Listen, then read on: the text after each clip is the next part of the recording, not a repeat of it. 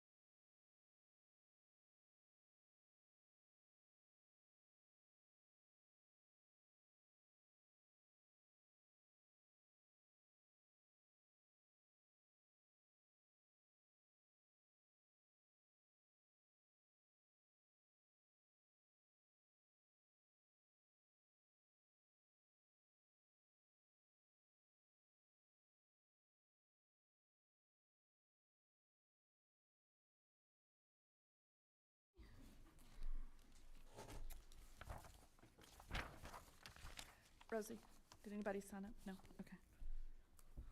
We'll go to item number 5, consideration and possible approval of a resolution approving contingent fee contract for bond counsel legal services, considering those matters provided in the district's public notice and approval of other matters related thereto. Do we have a motion? I'll make a motion.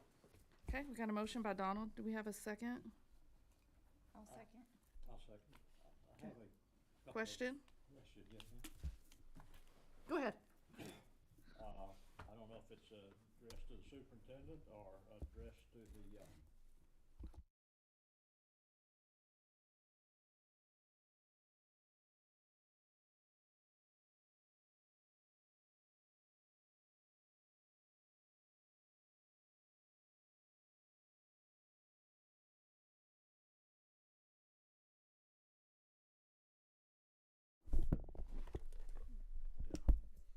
Go ahead, Dan. Go ahead, Dan. So, to answer the first question, we picked Humberto Aguilera because we have the privilege of, Huckabee has worked with him with the past. Eric, our financial advisor, has worked with them.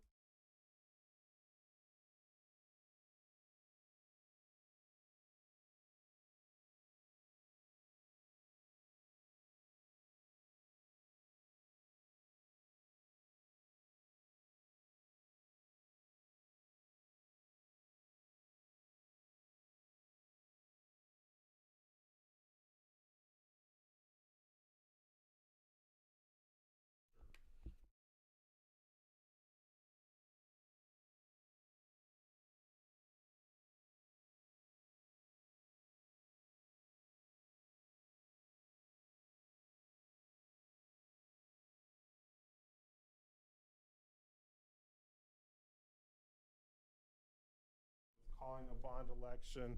And then when we go to sell your bonds, that has to be approved by the Office of the Attorney General of the state of Texas.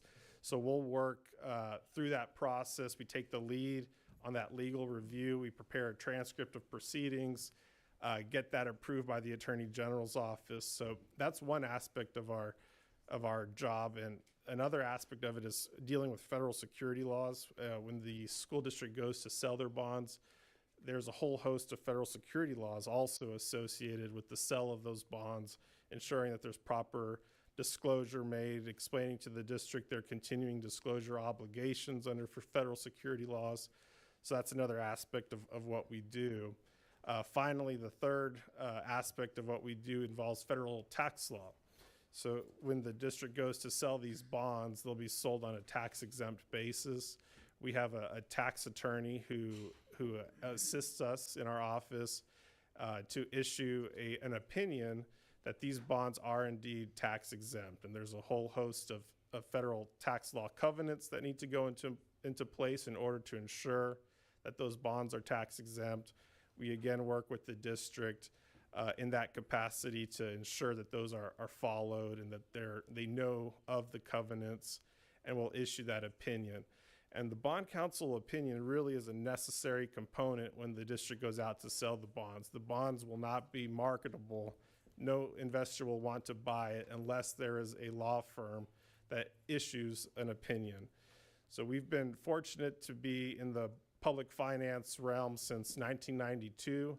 Our firm has done a number of transactions, called a number of bond elections, probably upwards of over 100, I'm sure, bond elections, and we're involved in the DFW area, but also across the state of Texas, where we recently just wrapped up a transaction for Dallas ISD. We served as their disclosure counsel and on a commercial paper program. They also did some refundings and part of their large bond election that they had, we assisted them in issuing some what we call new money bonds for their construction. So that's the services that we provide. As far as our fee, our fee is very much within industry standard. The way that we get paid is on a per bond basis. So we get paid once the bonds are sold and then the district is delivered its money from the sale of those bonds, we get paid on a per bond basis. Our fee is $1.10 per bond. What that means is for every $1,000 bond, we get $1.10 for that. So I can bust up my calculator here if you don't mind. I can't do the math in my head, but if we do the full amount of 73 million, oh, I'm sorry, 76 million, yes, let me see here, 76 million. So that would be, let's see, approximately $83,600 would be our fee for all of that 76 million. And another fortunate part about our fee, and this is true with your financial advisor's fee, the fee that we pay to the Office of the Attorney General to review the bonds, the fee that we pay to the paying agent registrar associated with the bonds, these are all considered costs of issuance of the bonds. So you will generate a premium that is sold to the when you sell your bonds, and that premium is used to pay the cost of issuance. And Eric can probably do a better job at explaining this as your financial advisor, but essentially our fee is financed into the transaction, but it does not come out of the 76 million. So you still get $76 million into your construction fund, and then our fee is financed in that. So it'll be paid off along with the rest of the bond. So it does not come out of your general fund, and that's a big reason why our fees are structured the way they are, along with your financial advisor and your other professionals, is so that you don't have to dip into your general fund to pay our fee. It's financed into the bonds. But happy to address any other specific questions that the board may have.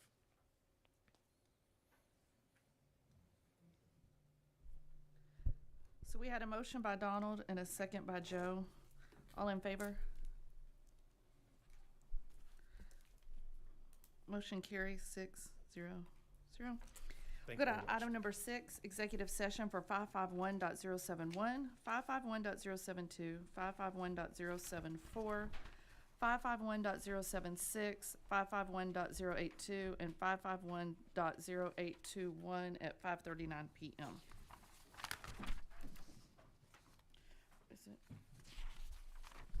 Is it on here?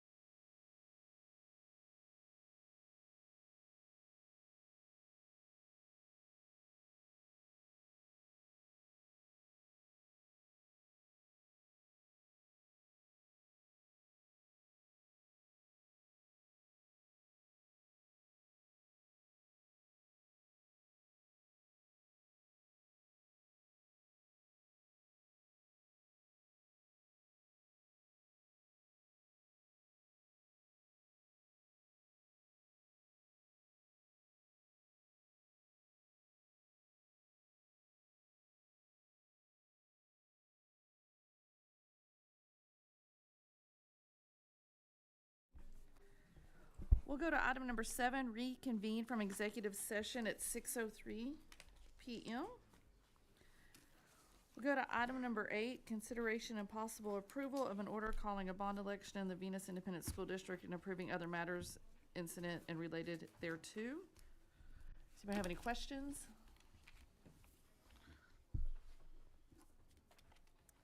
No? Do we have a motion? A motion to approve the order calling a bond election in the Venus Independent School District as presented. Have a motion by Amber. Do we have a second? Awesome.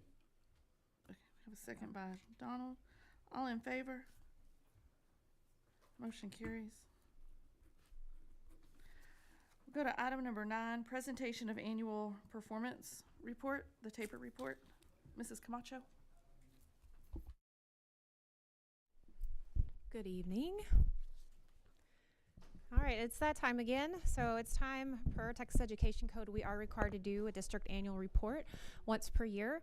The report contains 8 sections. It is a lot of information, so we're going to get through it quickly, but at any time, if anyone has questions, please stop me and let me know. Some of the information contained herein is from 23-24, which is last school year, and there's some information contained herein from 22-23. So most of this data y'all have already seen in reports. The state assessment results, the attendance rates, most of it we've already seen, so we're going to get through it pretty quickly, okay? All right, so again, it has 8 sections. So our first section, if you'll go to the next slide, our first section is going to be the TAPER, which is the Texas Academic Performance Report. So this is, we do have links provided here. These are also on our website under the required postings. There is a TAPER for the district and there's a TAPER for each campus. And we're going to look at some of what that contains and then go through the sections on that as well.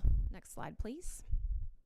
All right, so it does include a cover page as of January 2025 or as of today. The TAPER does not include A through F ratings. So there are no A through F ratings. They're still under rule and litigation. And so if that changes, we will let you know. So the first part of the TAPER is the STAR performance. So this is reported for both the 23-24 school year and the 22-23 school year. And so looking at the overall in the district, you'll see this is all grades, all subjects. So this includes all of the state assessments that were taken. You have your state, you have your region average, and you have your district. So at approaches grade level or above, we're at 64%. At meets grade level or above, 31%. And master's grade level or above, 8%. And then you'll also see 2023 there for comparison. Any questions there?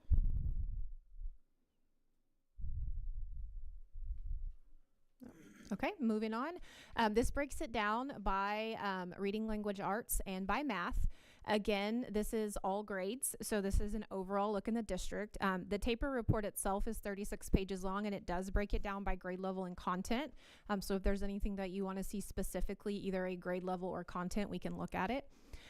So for English language arts reading, approaches grade level or above 66%, meets grade level or above 35%, and master's grade level was 9%. And then you'll also see 2023 there for comparison. And then for math, approaches grade level or above 56%, meets grade level or above 20%, and master's grade level 5%.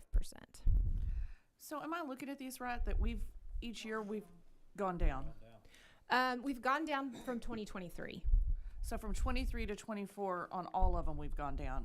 In the slide before, we've gone down. Mm-hmm. Yeah, Okay. 2%, 1%. And then for math, it was more significant. So approaches grade level, you're looking at a 7% dip. Yes.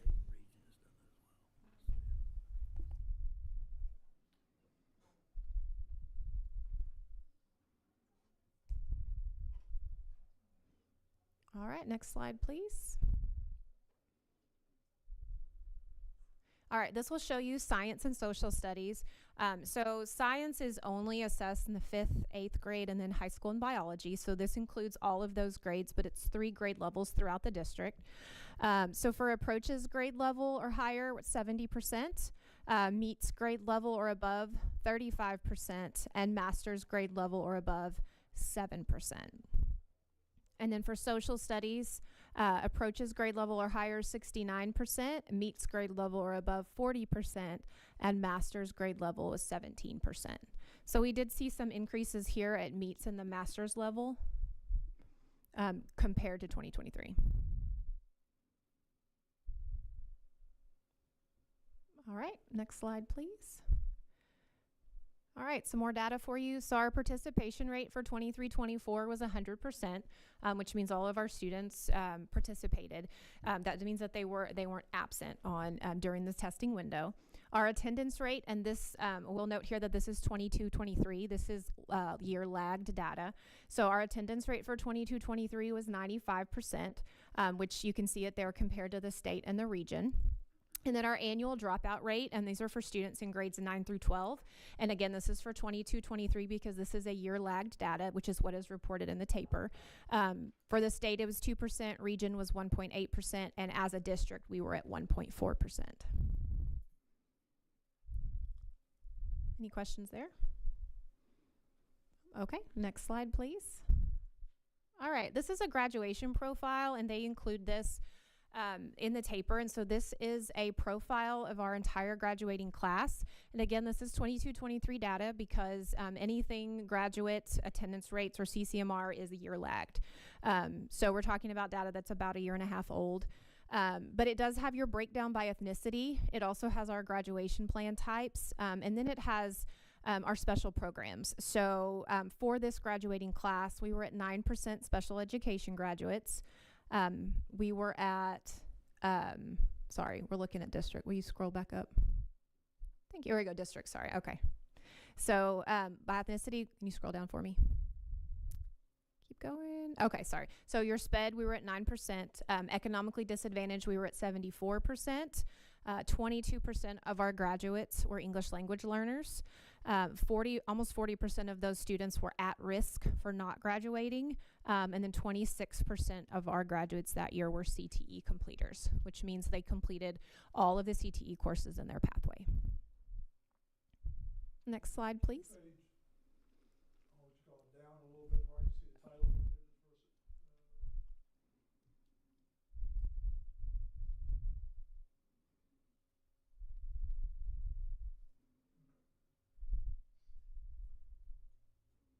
All right, next slide, please. Okay, this is some student demographics, and this is for the 23-24 school year. And this is overall as the district as a whole. So our economically disadvantaged rate was 72%. We had 6% of students that were served by Section 504. 11% of our students were served by special education. 31% of our students are emergent bilingual or English language learners. 6% of our population is indicated to be gifted and talented. 52% of our students are at risk for not graduating, and 14% of our students are considered highly mobile. And we have seen our highly mobile student indicator go up quite a bit in the last few years, with students that move in and out of the district. Next slide, please. All right, any questions about the data, the taper data? All right, we're going to go ahead and move on. So Section 2 is the PEIMS financial standard reports. These reports are from 22-23. They are all linked up here. We have already been over them in different board meetings, so we're not going to go over them now unless you have questions, and then I'm sure our CFO could answer them. But just FYI, Venus ISD received a first rating of A for the 23-24 school year, which is based on that 22-23 data. So we just legally have to include this and also make sure that it's posted.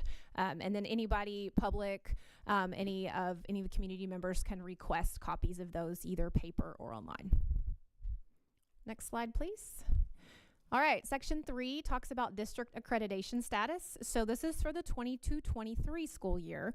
And there are 4 accreditation statuses that TEA assigns: accredited, warned, probation, or not accredited, and Venus ISD's 22-23 accreditation status was accredited.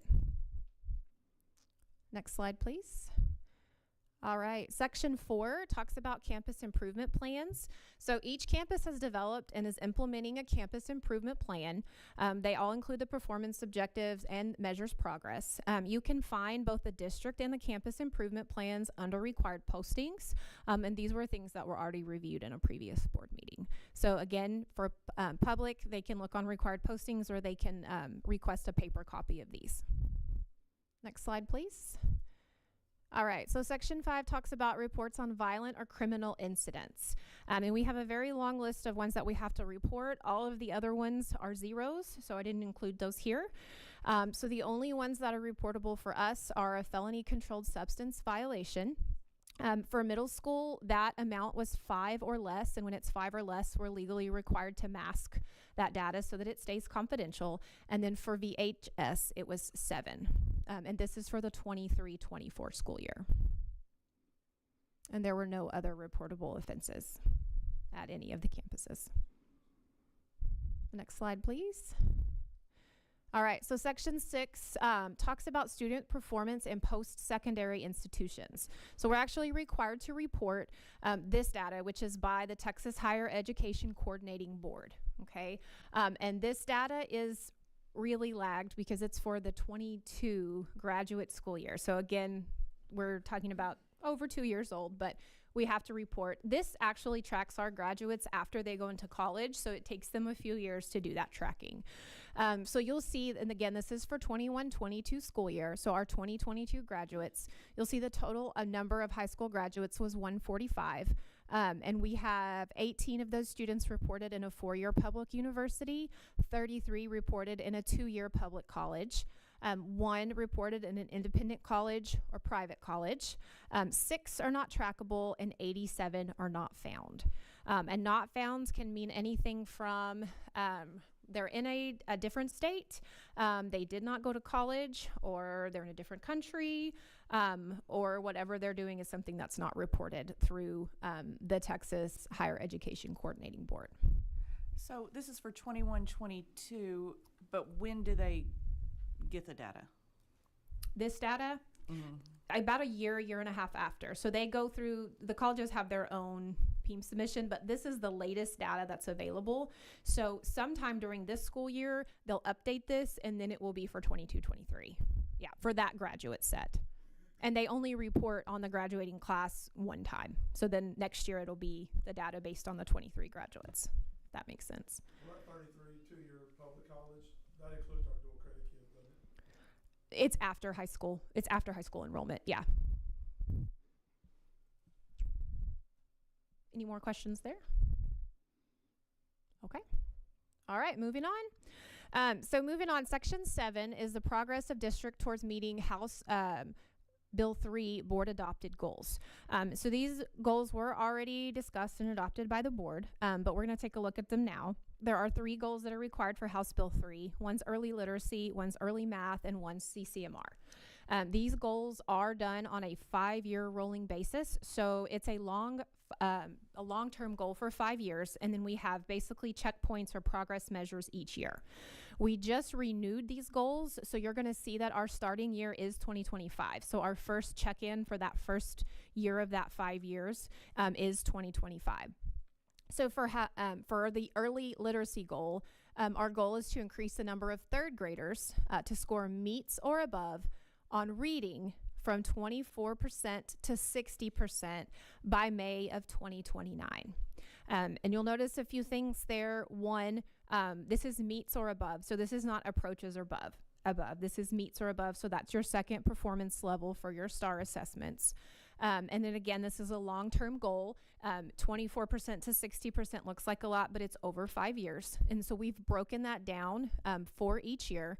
So by 2025, which is the end of this year, we need to be at 28%. By 2026, we need to be at 35%, 2027 at 40%, 2028 at 50%, and 2029 at 60%. And then we also have to break that down by sub-pops, and so you'll see those broken down there by ethnicity and by your special populations as well. goals? There's the committee, like it's district leadership basically. District leadership Mhm. like principals or district leadership like our cabinet? So, You want to pop in? Sure. So these goals actually go back, like she said, we're renewing them for this 5 years, but they go back for the previous 5 years. So they haven't really been revised. The general goal of third grade literacy, third grade math, and the CCMR goal in probably 3 years or so, 3 or 4 years. And so the board members at that time, along with the superintendent, myself, the assistant superintendent, worked on establishing what those goals are. And so all we've done here is updated the percentages that we need to adjust the percentages based on where we are this year, moving forward for the next 5 years. So if this is the first year where we're rolling to a new 5-year strand, everybody except for the 2 new people sitting here should have been involved in this goal adoption, right? Yes, sir. My So question was, who were the people that had decided that we're gonna go from 24% to 60% in 5 years? that was a conversation between myself, Mrs. Camacho, Dr. Torres, trying to establish what would be that next 5-year jump. So was the elementary principal involved in setting goals for her campus to take the goal from 24 to 60% in 5 years? So yes, indirectly. So where we got these percentages from was the school action goals that the elementary and middle school principals had to set. It's 2 different starting points. So one was this year, one was last year. So they're on 2-year grants. And so in those school action goals, we had to set what our performance goals were going to be for reading and math at both of those campuses. And so we had talked about what those jumps were going to be. But aren't all those goals currently what we're struggling to get completed as in that administrative group that we've been working on since October? Yes. Oh, So we haven't and set that's those the goals strategic. yet. How did we set these goals? So the strategic plan goal. So who was on the committee that She's- set these goals to go from 24 to 60%? That's a, Quit cutting her off and let her finish, and then we'll ask the question.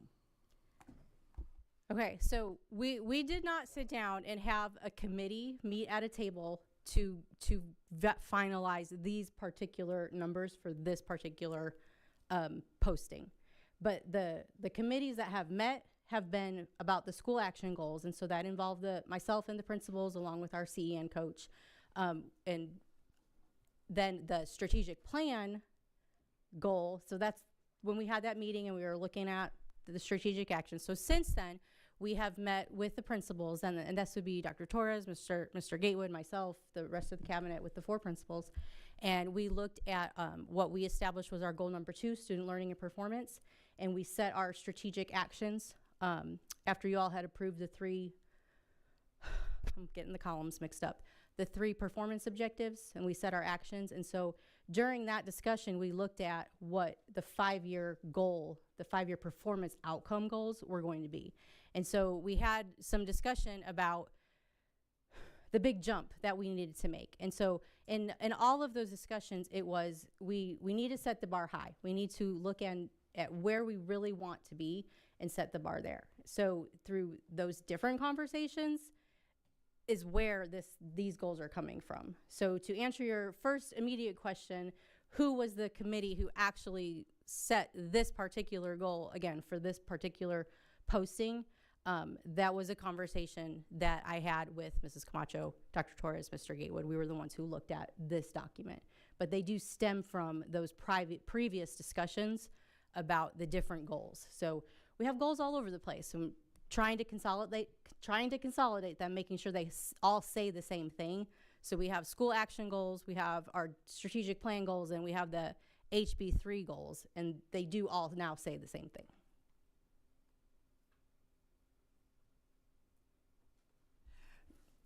So after the other goals, and now I don't even remember the name, are set, is it possible to change these goals? Absolutely. Okay. This really is a living document, and so it's meant to be just discussed and progress measured every year. And so that the previous 5 years, that is what we did. We looked at it every year. We adjusted some of the progress measures. We looked at the percentages for each of the 5 years, trying to make sure that we were where we could be. Any other questions? Randall, did you have any other questions? Well, it'd be best not to right now. Okay. All right, we're going to move on to math. You'll go to the next slide, please. All right, so for math, again, this is early math, so this is 3rd grade, and those are the way that the House Bill 3 goals are designed to be written. I will say that the campuses did do some goal setting, the principals did, and part of that I helped them with for the sub-pops, because we actually have to pull each sub-pop and then decide where they are compared against the general population and how much we need to improve there. So they absolutely were involved in that, in all of the sub-pop settings for each goal. Because we actually had to break down the data and go sub-pop by sub-pop. And that's why the numbers, if you look at the actual sub-pops, the numbers vary widely. Obviously, our SPED students and our EB students are lower, and so where do we need to get them to be? And then some of our ethnicities are higher than others, so how do we adjust the goals to look there? So for our math is going to be increase the number of 3rd graders to score meets or above on math, and this is from 19 to 60%, and then you'll see your 5-year goal roll out there. Sorry, 50%. We changed that to 50%. So again, you've got 23, 28, 35, 42, and 50%. And then you have your sub-pops as well. So your specific goals for each sub-pop at the bottom.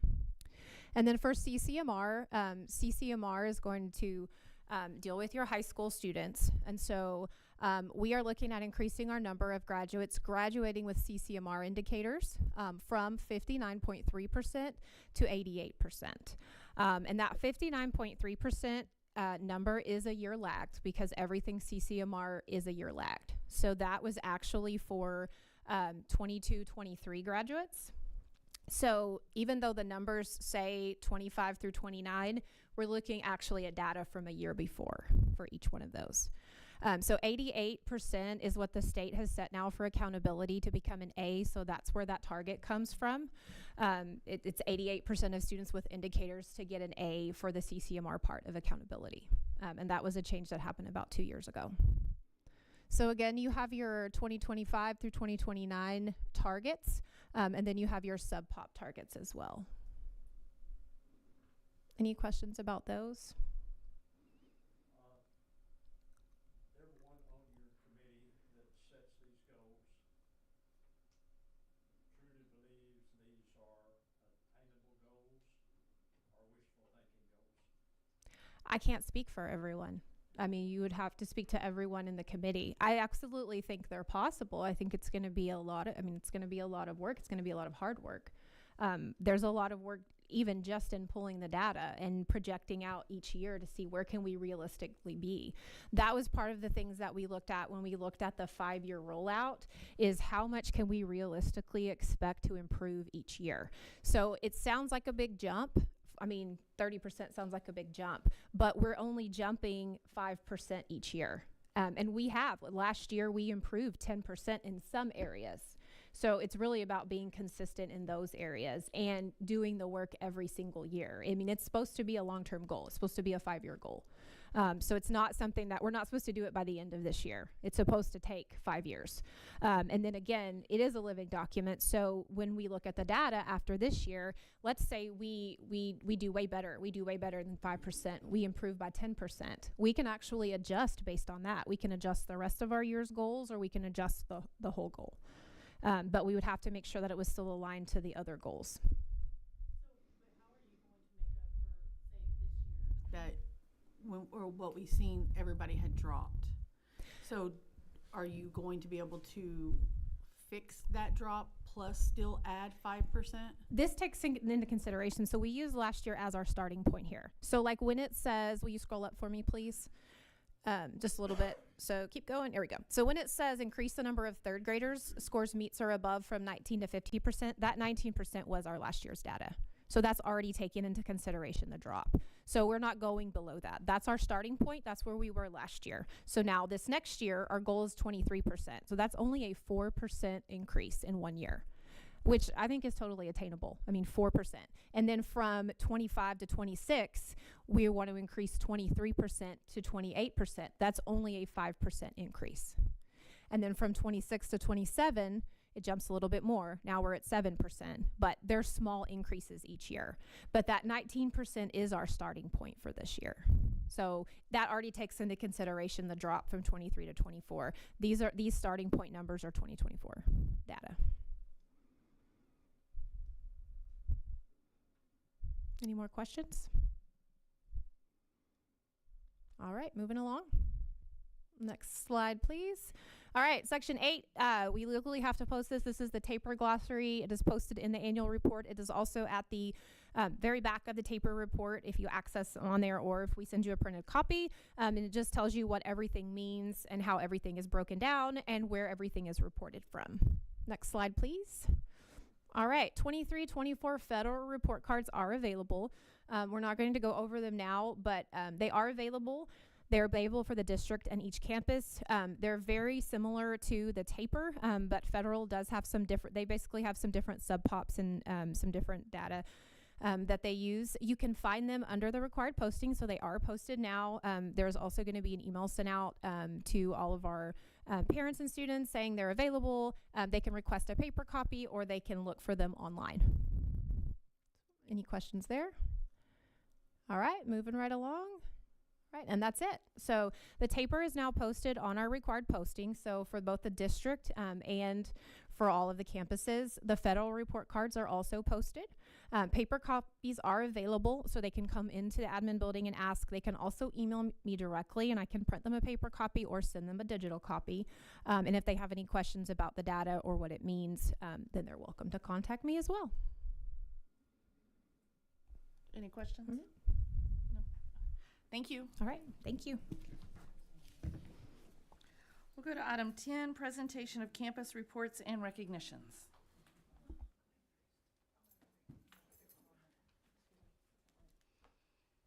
All right, good evening. I believe mine's pretty short. We are just, we're hitting the ground running. We're staying busy.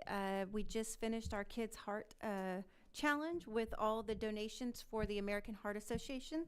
So that is led by Coach Vedito with PE, and I think we raised close to $2,000, so that's great for our students and for that, I lost the words, for that program. Thank you, there we go. And then we have finished all our middle of the year assessments. I know we've been talking academics here. Our students in kindergarten and first grade are truly doing outstanding this year. And we are jumping leaps and bounds. So I'm excited to see how their growth transitions as they go to the elementary. For our Teacher of the Month, we are recognized Miss Wendell. She is a pre-K teacher. This is our 4th year with her, and she is just absolutely fantastic. You go into her classroom, the students are engaged, they're working, they love learning. She even has pre-K data on the walls, and the kids are creating their own data. So that is what we want. They're growing, and so she is deserving of this award. And then for our staff member of the month is for Miss Betty Lopez. She is a bilingual ESL para. And she is fantastic, and she goes above and beyond, never complains, steps in and helps those classes, and those students really grow and support them as needed. And then finally, for our student of the month is first grader Aiden De La Garza, and he is caring, kind, just the sweetest kid you could ever meet, and so he truly exemplifies what it means to be a bulldog. And when we gave him his award this week, he ran up to his teacher and gave her a big hug like he was going to cry. So he really knew what the award was about, so that was rewarding for us. Other than that, we've been doing a lot of things celebrating our teachers on campus. We did s'mores today, doing a lot of fun things for Kindness Week, so we're just hitting the ground running and getting close to spring break. Thank you.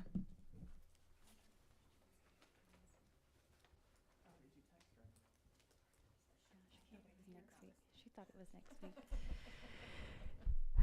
Good evening. We are holding steady at 669 for our enrollment. We are in the middle of participating in our Kids Heart Challenge. So By next month, I should have a total for you guys. We've had lots of kids that have met the FINS challenge, which is like a level in the Kids Heart Challenge to be able to slime Coach G. So they're super excited about that. I believe it's raising $75. We just had our 3rd grade program. We had a packed house, and we have spring pictures coming up on Thursday. We just had our class pictures, and Valentine's snack on Thursday for Valentine's Day. Tail Pass also begins on Monday. We'll be doing Tail Pass, I believe, for 2 weeks or 3 weeks. 2 weeks. 2 weeks. 2 full weeks. We have our 2nd grade music program coming up, and we also are going to take care of our UIL competitions the week before spring break. So then we'll have that news to share too. And our teacher of the month is Tracy Parker. Tracy Parker was one of our when I got to Venus Elementary, she was a 4th grade teacher. Then we hired her as a math interventionist, and she did that for a few years, and now she is back in 3rd grade teaching math and science.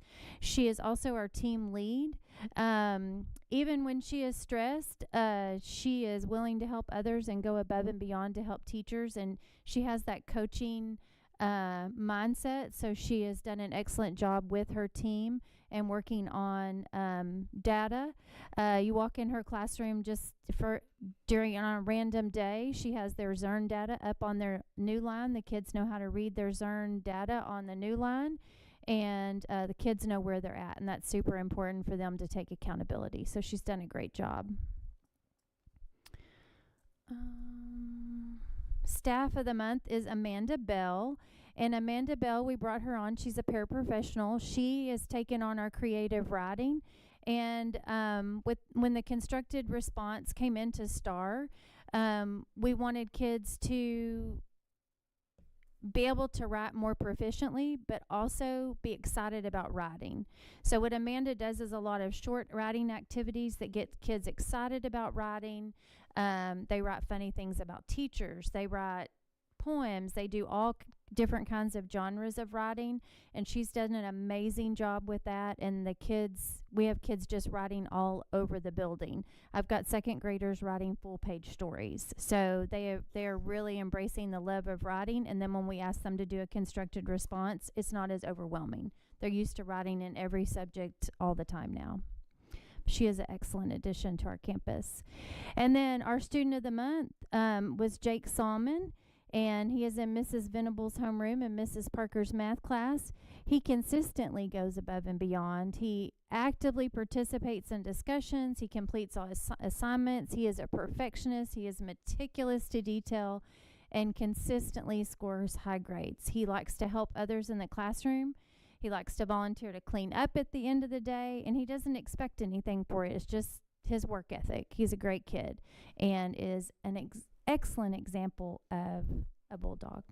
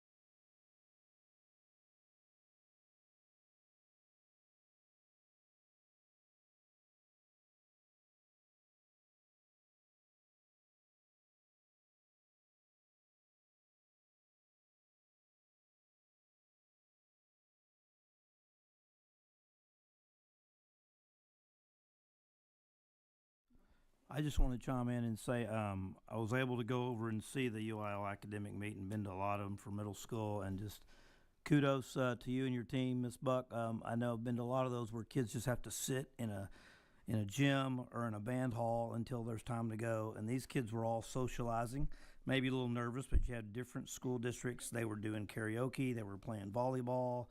In all my years, I've never seen them mix like that. So it took a lot of trust. I know you had all hands on deck, but it was really cool to see the kids compete, but also communicate with other kids, and there weren't fights or issues like that. I've never seen it where they get to socialize together with different schools. So good job on that.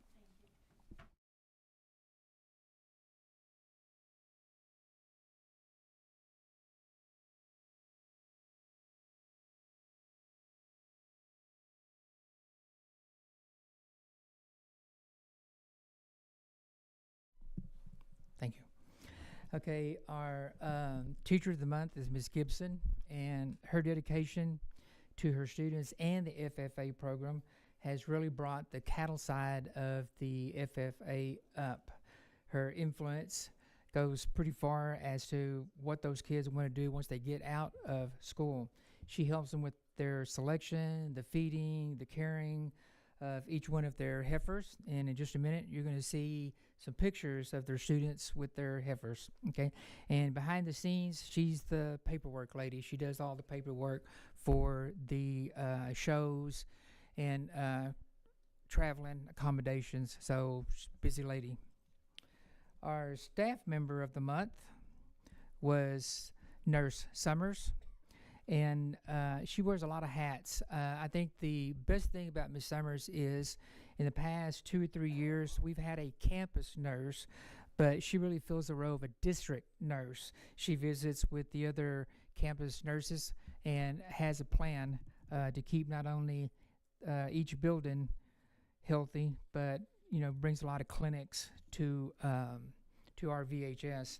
I know that she has filled in at the elementary school, and she's kind of partial to the high school, but she really likes the littles. So our student of the month is James Eddy, and he became a member of the All-State Band, and that's quite an achievement. He was selected by qualifying through a vigorous audition process with other musicians. He became, I believe, the first member of the All-State Band here from Venus.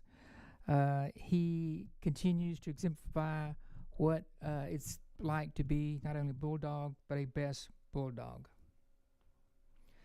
Up next, we have Jacqueline Camarillo. And Jacqueline, with the support of Ms. Sanchez and Upward Bound, she's been accepted to the University of North Texas, Texas Women's University, and her application at UT Austin is pending.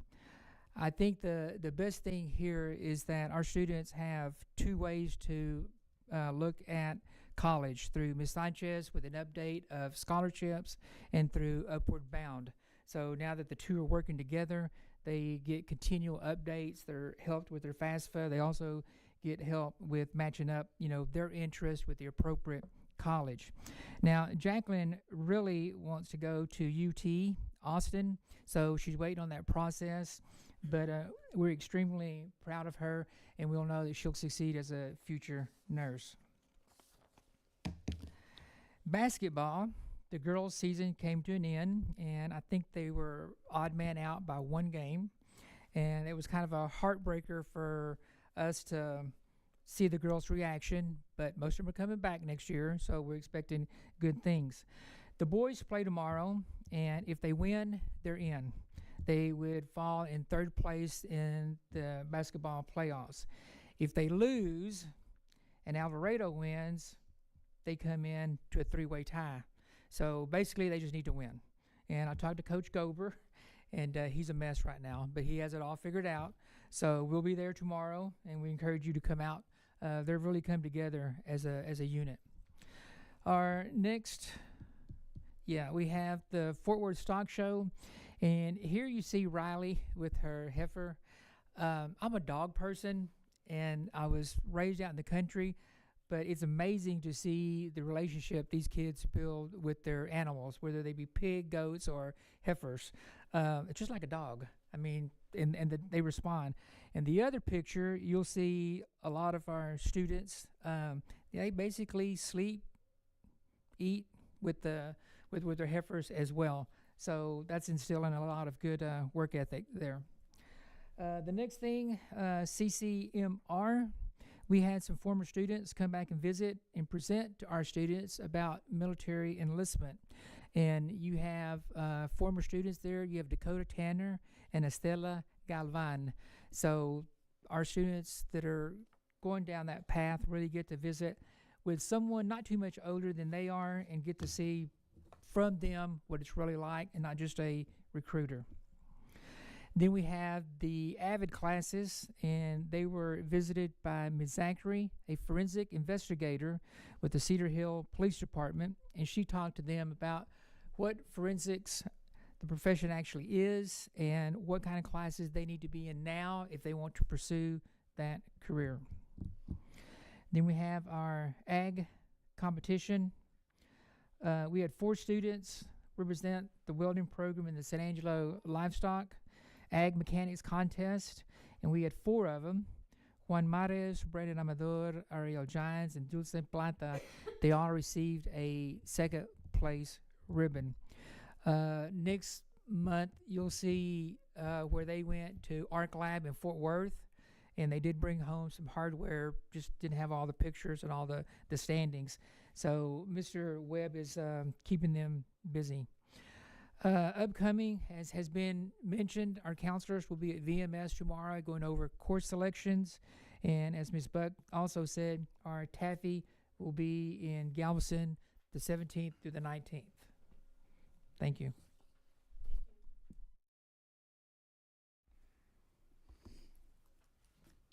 Go to item number 11, 4-day instruction survey results. Ms. Price? Good evening, President Gore and Board of Trustees. Gonna keep my, we get to that point where we need reading glasses, so I'm gonna keep my computer here just in case I can't see what's up there. So we did a 4-day instructional survey. You'll see that at the bottom, the name and email were optional, so people could choose to put their name on or they could choose to remain anonymous. The survey was sent out on December 17th via Parent Square, Skyward, and when it goes out Parent Square, it goes out across our Facebooks, and it also goes out across our website, so many different opportunities for people to see that. Total responses on the next slide there. So total responses were 236. Out of those, one of the biggest questions, and we'll go through all the questions here in a minute, but out of those responses, we had asked folks to choose either any given day of the week, Monday, Tuesday, Wednesday, Thursday, Friday. These were our big totals. Monday total, we had 31 out of the 236, or 13%, say they would like a Monday. We had 203, or 86%, say that they would like a Friday. And then we had 2 total responses, or 1%, say they would like an other day. And I can tell you right now, the other day was Wednesday. So I'm guessing they were thinking what I've thought before. I want to work no more than 2 days in a row. Don't know how great that would be for our teaching staff, but I think that might be the thought process there. I broke this down into teacher and non-teacher responses just because I think that's kind of important as well. You like to see community and then both communities there. Out of our non-teacher responses, which was 136, you also have some similar numbers. Non-teacher Monday, 15 total, or 11%. Non-teacher Friday, 120, or 88%. And then you can see the 1 there. Teacher responses, again, 16%, 83%. So we're in the 80% for Fridays, we're in the teens for Mondays, and then there are generally going to be some outliers all the time. And that's the number breakdown. And then we are going to go question by question. Our first question was just that big question: is our current non-instructional day is Friday? What is your preference for non-instructional day? And again, they had the option of Monday, Tuesday, Wednesday, Thursday, or Friday. And then you can see the breakdown there, which we just went over. Yeah. Okay. So again, that's that first question was there. We informed them that, hey, our current non-instructional day is Friday. What is your preference? And then allowed them to choose between any work day. Question 2, next slide. we ask, what benefits have you experienced from the 4-day instructional week? And that is a different one. Okay, so I'll just kind of break this down of what we have. Those are just some common themes. So we went through and looked at common themes, and I'll read them off of my slide because it is the more updated version. Whereas if you want to skip a couple of those, keep going and just land there because that's the one we'll go to next. I'm going to read the common themes for non-teachers. We had more family time, convenience for appointments, rest and recovery, academic productivity, flexibility and convenience, reduced stress, and better school engagement. And then common themes for benefits for teachers. So that was the non-teacher. For teachers, we had increased family time, rest and recovery, reduced stress, improved engagement and productivity, convenience for appointments, better attitudes and morale, enhanced learning and performance, structured and thoughtful instruction, and better work-life balance. Question 3 of the survey was, what challenges have you experienced from the 4-day instructional week? Our non-teacher responses, there were 5 common themes from all of the answers. One was no challenge because several of the answers were we don't have any challenges with this. So no challenge showed up as a theme. Childcare issues, activity scheduling, work schedule conflicts, and increased homework. Now, with those answers, what you have to know is we took all of the negative. There may not have been that many with challenges listed, but those are the common themes from there could have been 10, and I don't know, I could go back and we could find the exact number, but there could have been 10 or there could have been 25. Those are just the challenges that showed up, both for benefits and challenges. For common themes of challenges experienced from teachers, no challenges was also listed. Scheduling and pacing, attendance issues, increased workload, limited review time, and less time for program introductions. On question 4, we had the question was, the 4-day instructional week meets academic needs of our students. The options for this question were agree, disagree, neither disagree or agree, strongly agree, or strongly disagree. All right, I'm hoping these are the correct ones. I did some adjustments here. Yep, our numbers look the same. So for total responses, we had 236 total responses. They agree that the 4-day instructional work meets academic needs of our students. Agree was 58 total, or 24.6%. Disagree was 11. Neither was 23. Strongly agree was 139, and strongly disagree were 5, and that's totals out of that total.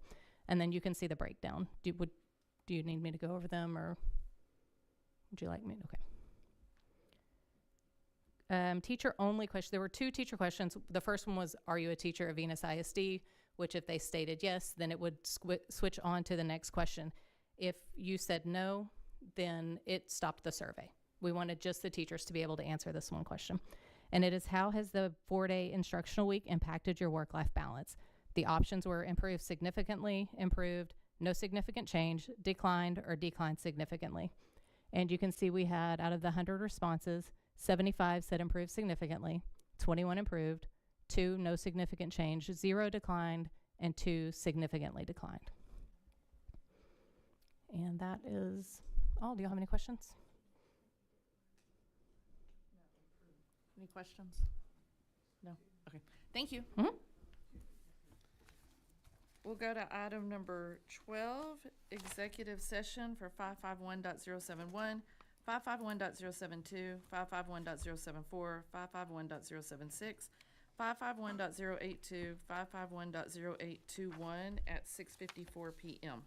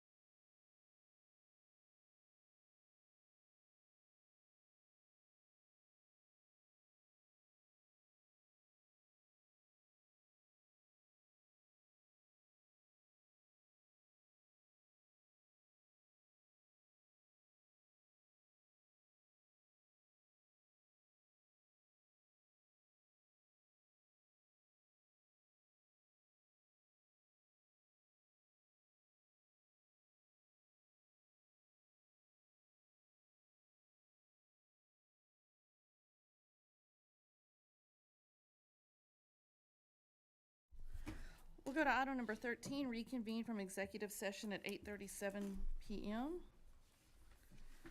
We'll go to item number 14, consent agenda. Did anybody have any questions on the consent agenda? No. I make a motion to approve the consent agenda. We have a motion by Amber. Do we have a second? I'll second. Second by Kirby. All in favor? Motion passes.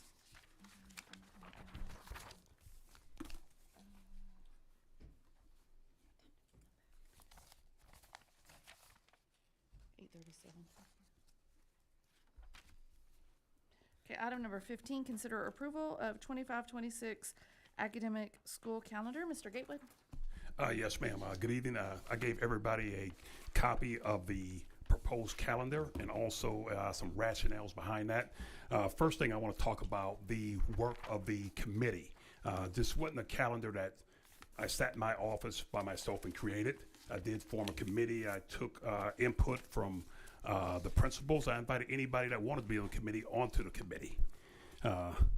One thing I want to talk about that committee, they came to a consensus on.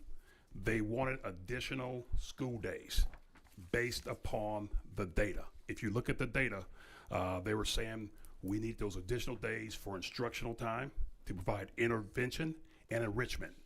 That was a committee decision.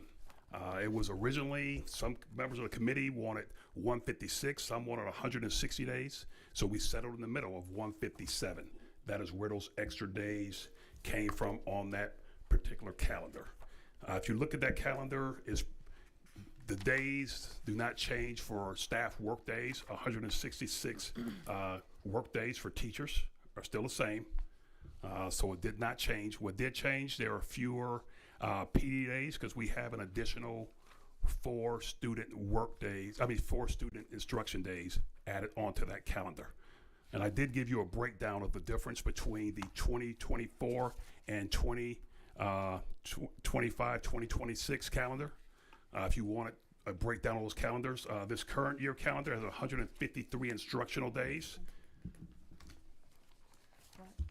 With those 153 instructional days, yes, ma'am. Do you have the current calendar? You have a current calendar over there. You can Print give it them that. out. Not the proposed one, the You can current, give them that like one. our, this year's. Yes, ma'am. Yes, ma'am. We're gonna give them that. And really quickly, can I back you up just a second? Yes, ma'am. Please do. Ask for more, instruction days based off of what data? If you look at our scores on our taper report, ma'am, actually going backwards a little bit, and one thing I'm gonna point out to you, 153 days does not provide the additional minutes needed for intervention. What happens, intervention, like say for instance here, if students do not receive, we have students that take We're talking about the STAR tests, yes, okay. yes ma'am, We're building that into the instruction. yes ma'am. Additional after school time, which we could still do. We could still offer intervention after school. The problem with that, ma'am, most of our students will not show up after school. Which that's their parents' choice, right? That's if the parent wants them to come, from what I understand, everybody correct me if I'm wrong here with the new changes, right? So the data of our STAR scores really hasn't changed because we just looked at scores, right? It's been consistent with the dip in our scores, at least since COVID, but we've had a dip in our scores. So I wouldn't necessarily say it has anything to do with the 4-day or the instruction time specifically, because I've yet to see data where the 4 days significantly impacts our STAR scores. Okay. All right, ma'am. That may be true, but I'll break it down for you a little bit more. We have to deliver 75,600 minutes of instruction. With 153 school days, that leaves you only an additional 135 minutes for the year. Okay, with that states here, if you notice, we've had pep rallies the fall of the year. We couldn't have pep rallies the second half part of the year because we don't have those minutes. Those don't count as instructional minutes. That only impacts the high school. It doesn't impact the primary, the elementary, or the middle school. Actually, it does impact them, ma'am. For instance here, the elementary are getting ready to do a field day. They're getting ready to do field days like we always do those field days. That don't count as, those minutes do not count as instructional minutes. So when you do that field day, we wind up a little short. The state of Texas states they highly recommend an additional 840 minutes in your school day calendar, in your school calendar. Right now, we only had 135 minutes.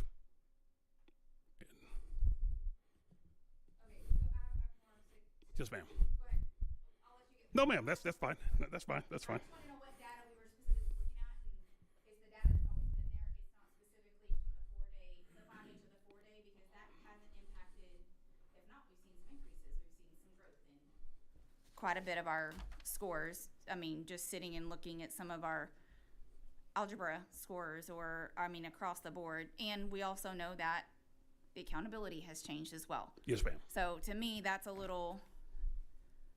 fluid, depending on what data we're pulling.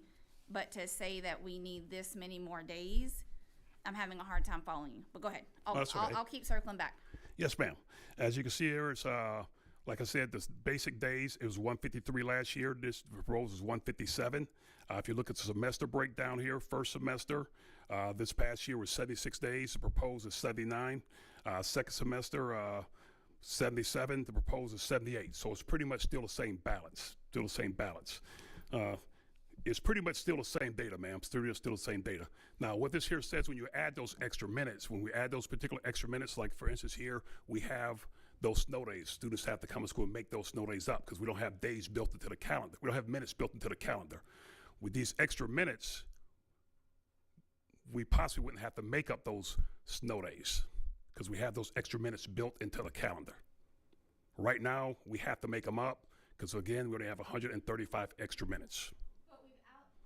But we've allocated this. We've allocated the bad weather days in this year's calendar, so we're able to utilize those. And at any point in time, if we have a bad weather day, we basically have any Friday already out there that we could essentially notify in advance if we had to pick up an instructional day, right? Right now, so let's say we're having to use our 2 bad weather days. Let's say we again have the second snow like we always have in February, and we shut down for 2 more days. We have any Friday from now until the end of the school year that we can communicate early and often with our parents to let them know that, hey, we might have to go to school on this Friday or that Friday to make up those instructional minutes. You could do that, ma'am, but I will say this here, I would be willing to bet the attendance would be quite low that day. So do you expect, and I might be jumping around here, and everybody stop me if I get way ahead of myself.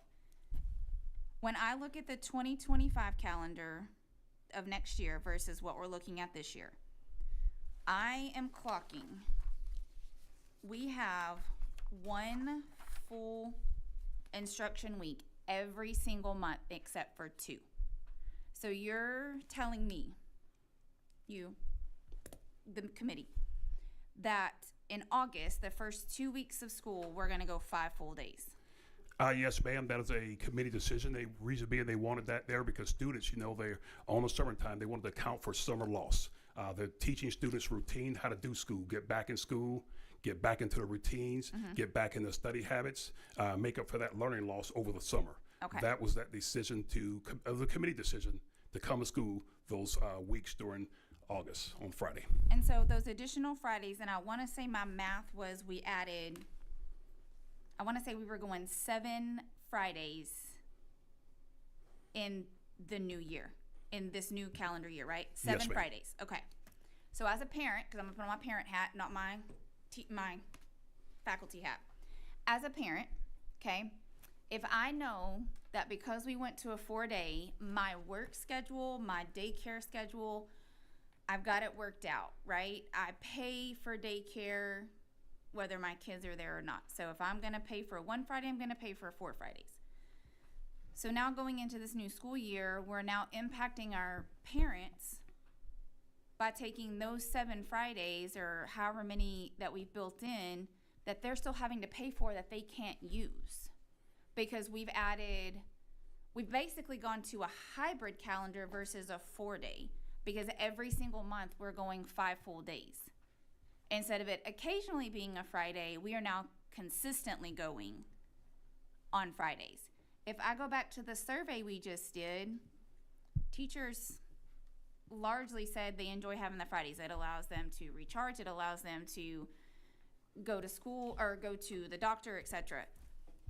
Do we anticipate I would think, the same type of enrollment issues, absenteeism, but now on more Fridays than we currently have. Because if I'm a parent and my work is already scheduled, that I have a certain structure for those Fridays, and now you're asking me to change it again, that I might as well just, my kid missed school because I can't lose my job because I can't keep switching my schedule. So if I'm looking at it from a parent standpoint, what consideration was taken into say, we might be financially impacting our parents here by adding 7 Fridays to their schedule? Actually, man, we didn't add 7 Fridays. We did not add 7 Fridays. If you look at the schedule here, I actually went down and I calculated them out. Last year, we went to school. We had school on 11 Fridays. That includes PD days also. Okay, that includes the PD days we had to do. If you go Where and our look at kids your were in calendar- school? No, ma'am. I'm talking were out about of school. kids in school, not PD days. I'm talking about where our students were in school. PD days are teacher days, right? That doesn't impact our parents financially. I'm talking about the days where we had our kids in school and instruction time on those Fridays. Yes, ma'am. So it's 4 extra days. This calendar that's proposed. Those 4 extra days, you're saying that we take parents into consideration? I would say no, ma'am. We did not. The reason being, because the committee always starts with students. That's our responsibility as a school district, as educators, to look what is best for students. And secondary, they look what's best for the staff members. Those were the considerations. And we are one of the only few school districts that has a 4-day calendar with 153 days. Typically, you see around here 156, 157. That's a typical number of days for a 4-day school week district. And we are severely impacted by that. And I'm just going to be straight out, man. I'm a straight shooter with you. Here's a situation. You know the situation where we had the high school and the elementary lose power those days. Those minutes don't count. Those minutes don't count. We only had 135 extra minutes. Now you take out those minutes from the day. We are under the 75,600 minutes. We're under that. So emergencies happen all the time. We can lose the power. We can lose water. So we can have additional things happen during the school year that goes beyond the bad weather days. We need to build in those extra minutes, whether it's the 840 minutes that the state highly recommends or the additional minutes we had the committee suggested. But at the minimum, there needs to be an additional 840 extra minutes. So on the calendar, did y'all have like a couple of different options, different calendars where you built in those 4 days, where maybe those 4 days landed somewhere else besides on the Friday, maybe, I don't know, in the beginning, or I don't know where, but did you have a couple of different iterations of that? Yes, ma'am. We had 5 different versions. Then the committee made a 6th version.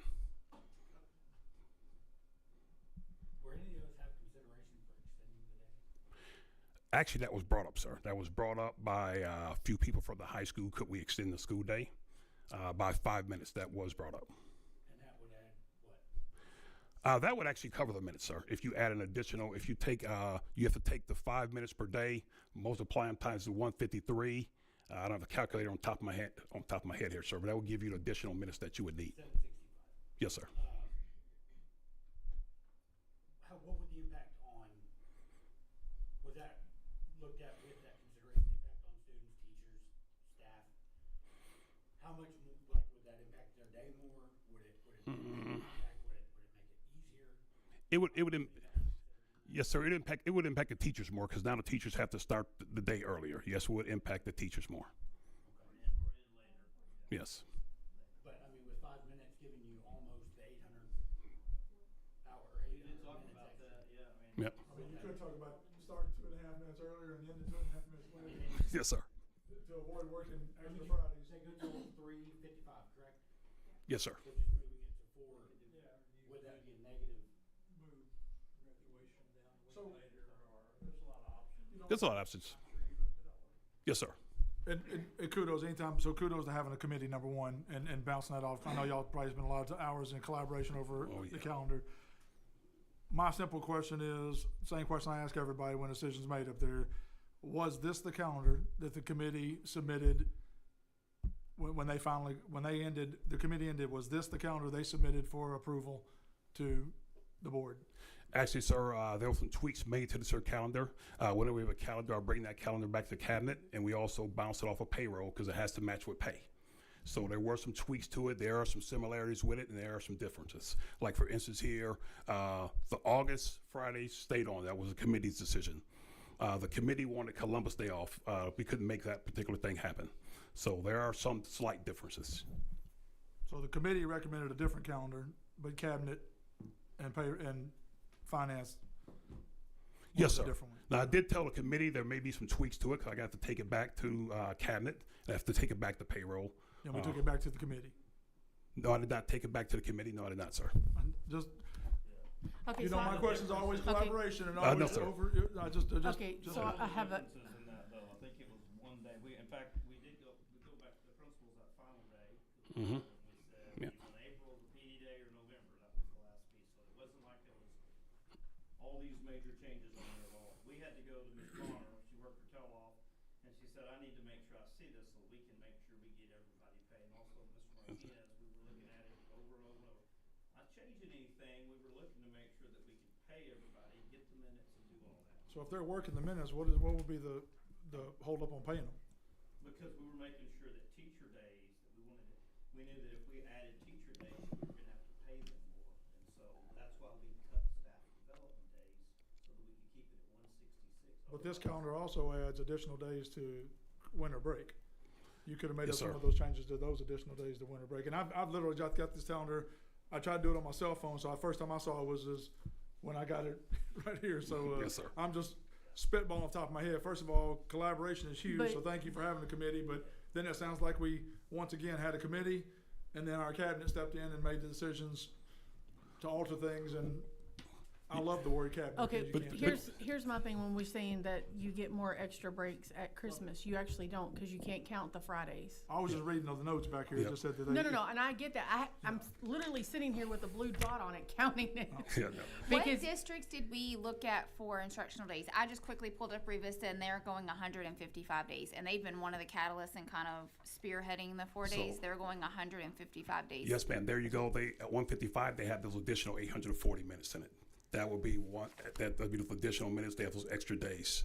153, you're gonna be hard pressed to find one that is 153. So how did we land on 157? I'm just in my We head. actually were at 159, is that we were correct? actually, sir, we were at we had a group of people that wanted 160.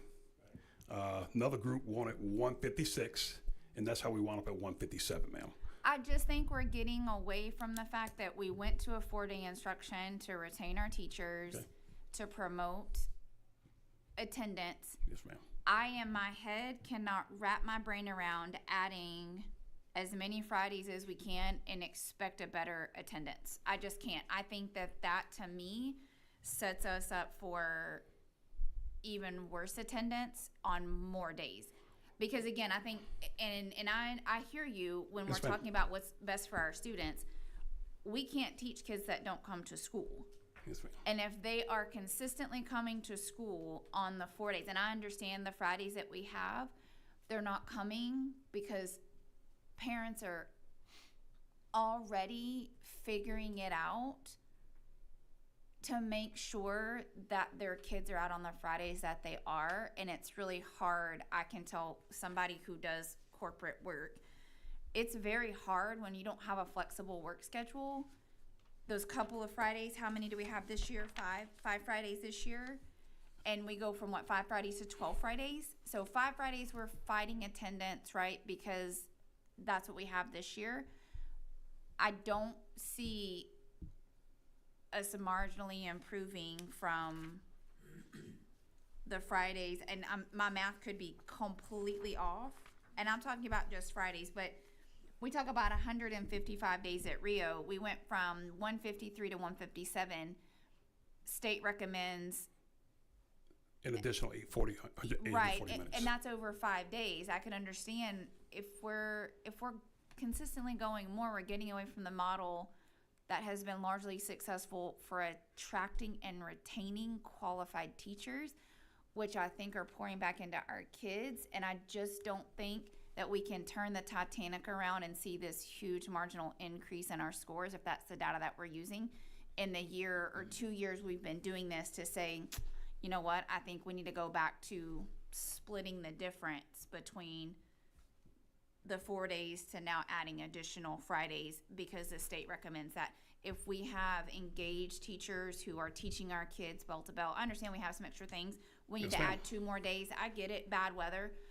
We also have a Friday if we need to. Again, if we communicate early and often, if we have to throw a Friday, do we run the risk of attendance not being there? Possibly. Possibly, yes, ma'am. But I would much rather have that one day versus we're literally setting ourselves up for failure for attendance on those days. When we're talking about we need the instructional minutes, well, I can only predict historically they're not going to show up on Fridays anyways. Well, ma'am, I'm willing to go back with the committee, rework the calendar, but I've been doing this here long enough, and I've turned around 2 schools.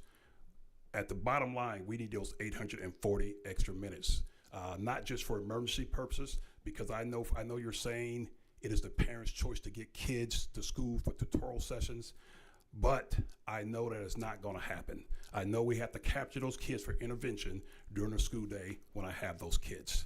And those 840 minutes, we need them, ma'am. So I have a question about the 5 minutes additional each day. Do we feel like if you had the extra 5 minutes, are we still gonna be able to capture those kids for intervention? Yes, ma'am, we will. Those So- minutes, yes. Instead of Why- 3:55, we go to 4. Why didn't anybody like the 5 minutes? Or why was that not chosen? I think that sounds like, when you're already here, it's 5 minutes. That's 765 To be honest with you, minutes. ma'am, I didn't even know that was an option, because I was thinking in my way, I don't know if the community would support starting school 5 minutes extra. I thought it might be a big deal. If Okay, it's not going to be a big deal, I'm okay with I that. mean, I'm not gonna say starting school 5 minutes early, because my kid can't even get here at 7:30. But he will completely stay until the bell rings. And most of our Okay. kids are here that late anyways.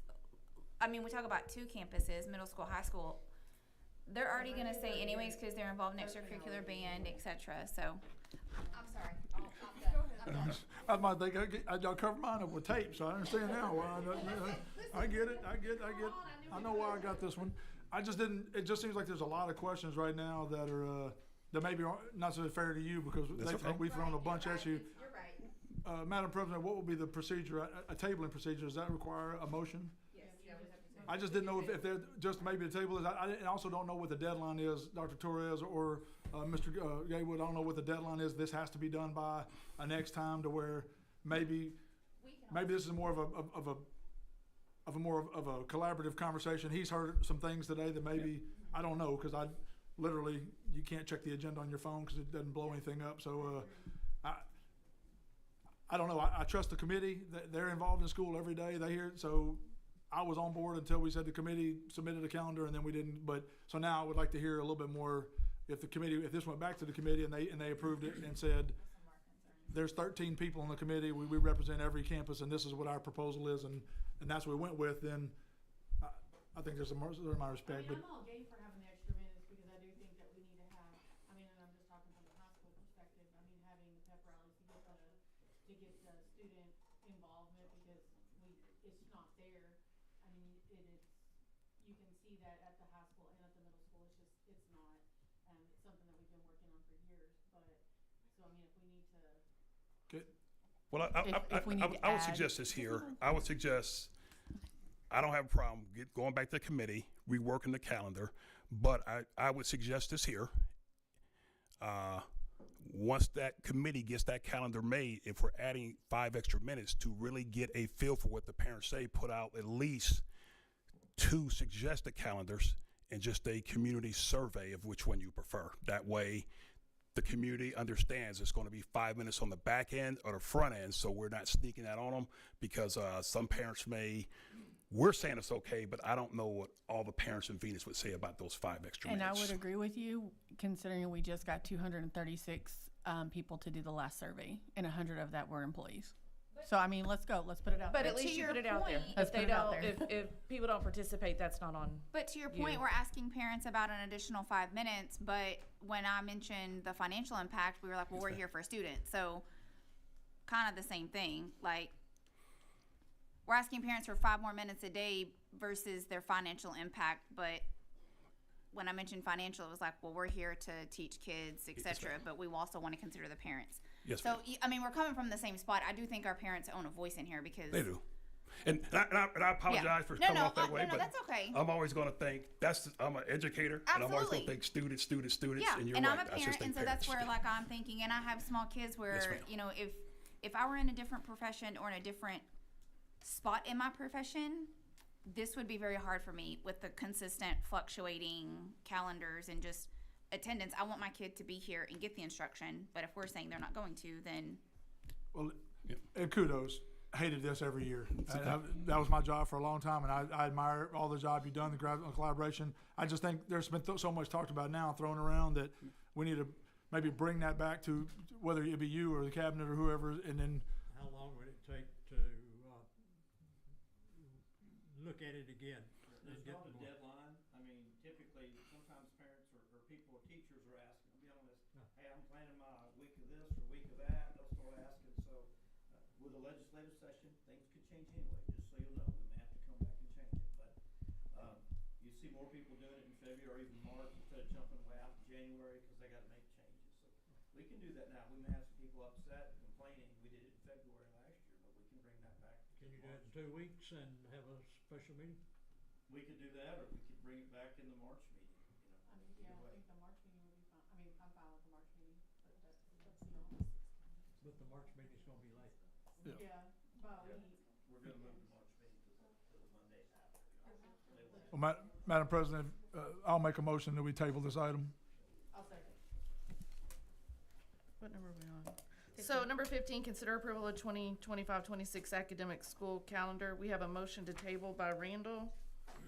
Usually a motion to table is, accompanied by a date to bring it back up. Okay. I make a motion that we table this item. Did y'all say 2 weeks is what y'all want to do, or y'all want to do March? 2 weeks is fine. I'm good either way. If you feel like for I mean, I just wanna make sure they have Staff. enough time, that the cabinet has enough time to get together and everybody go through and look at it. I would think 2 weeks is would be too fast. fast. I think we should go back and confirm. I'll make a motion we table this item and revisit it at the next scheduled board meeting. I'll second. Okay, we have a motion by Randall, and we have a second by Amber. All in favor? Motion carries. Go to item number 16, consider approval of administrators' contracts. I'll make a motion to approve the administrator contract as presented. We have a motion by Amber. Do we have a second? I'll second. Second by Donald. All in favor? Can I vote since my wife's an administrator, or I have to abstain? Because it's all in a group, you can vote. Yes. Yep. Okay. Illegal. Go to item number 19, number 17, consider approval of VHS Innovative Course AP Seminar. Dr. Morgan? Yes, thank you. So this is a request that has to come before you all as a per the TEA. The AP seminar is an innovative course, which means there's not a set of state-approved TEKs that accompany it, but it has been approved by the state as a course that we can offer at the high school level. It's an AP course, so it's been fully developed by the College Board along with our other AP courses. This will be an elective added to the English department curriculum, so that students have another option for electives, which has been a struggle for the high school to be able to offer students electives that were not CTE electives. This course will be taught by one of our current English teachers, and the high school does not foresee a negative impact on the number of sections, so that this English teacher can absorb this class into his established schedule. So it won't add to the budget. It would just be a part of the current English department budget. There is no cost for curriculum because the College Board provides the curriculum, and there is no required training for it. Or I'm sorry, there is training for it. However, the AP budget that we have for testing and training would encompass that. Crystal, did I say that right about the training? Yes, Okay. ABSE's not required for seminar.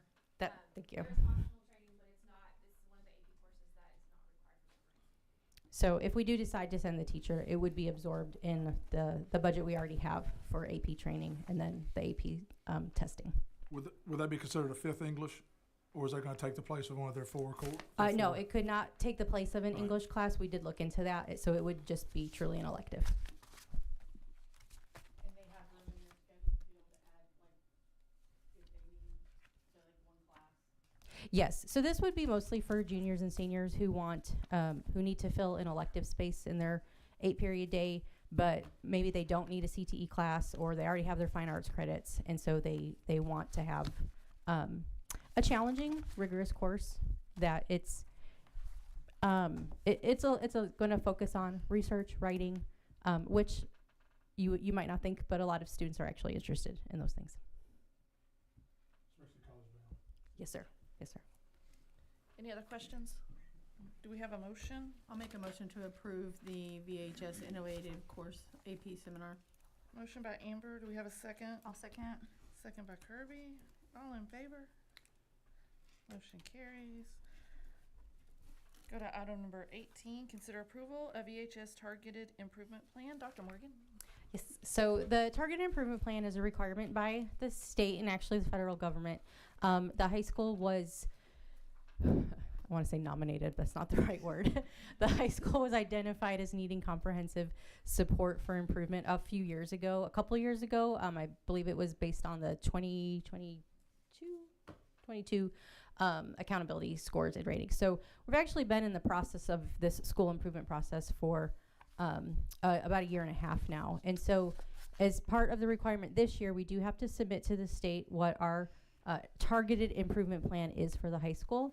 And what you see on the document is this is what we will have to submit in the plan. So it's not like a campus improvement plan where we have to list performance outcomes and strategies and all of those pieces. It's really broad, like broadly, what are we going to do and what have we been doing as a campus. So the school improvement strategy that we selected last summer was to go through Texas Instructional Leadership Training through observation and feedback, which is one of the 4, I think, options that the state gives us to select from. And so we did receive the ESF Focus Support Grant, which allowed us to have that training paid for. Mr. Camacho and his administrative team have been participating in that training since August. They go to the service center a total of, there were 4 days of initial training and then 4 days throughout the school year. They also have a coach from the service center who comes and observes and gives the principal feedback on observation and feedback and coaching. So that is the improvement strategy that was selected. We also have to describe how we are going to reallocate resources to prioritize campus improvement and instructional improvement. So because the improvement strategy was instructional coaching, we obviously want to focus on instruction. And so Mr. Camacho has made a lot of good effort and steps to create systems and processes that bring the teacher's attention back to good, effective instructional routines. Also data routines, using data, talking about it regularly in their content PLC teams, and then using that data to respond with student instruction. And so that's that PLC time. The next thing we have to identify in the overall plan is our curriculum programs, and we have to select for math and reading language arts. So for math, we are currently using Carnegie Learning 6 through 12 Texas Math Solution, which is on the instructional materials reviewed approved list for this year and for next year. We are looking at that curriculum a little bit more evaluatively, so it's a possibility we might make a change for next year, but that is still just an idea. Our math coordinator works very closely with the math department at the high school. She's over there every day working with them and coaching them on the curriculum. And so this is just the first year, so we're still hesitating on that. So I went ahead and put that down because that is what we have been using, what we are currently using this year. And then reading language arts, we use the HMH into literature, which was approved by the State Board of Education during the most recent ELAR-TEACS adoption back in 2020. And there are currently no secondary ELAR is not on that IMRA cycle yet. So that is still a state approved adopted resource. So we will continue with that for English. And then the last thing we had to describe was our stakeholder engagement. So Mr. Camacho has been very diligent about including his staff in the process of providing them training on the observation and feedback, the tools that he has learned to use and his APs are using. He incorporates that training into faculty trainings on PD days on a regular basis, and also he and his APs work very closely with those PLC teams. He also had held a community and parent stakeholder event last month to make sure that parents and community members were understood what was going on with this improvement plan. So that is essentially what we will submit to the state. There might not actually be so much narrative, but those are the required elements. Anybody have any questions? No? Do we have a motion? I'll make a motion to approve the VHS charging improvement plan. Motion by Amber. Do we have a second? Second. Second by Joe. All in favor? Motion carries. Thank you. Thank you. Number 19, consider approval of interactive display purchase. Mr. Hudson.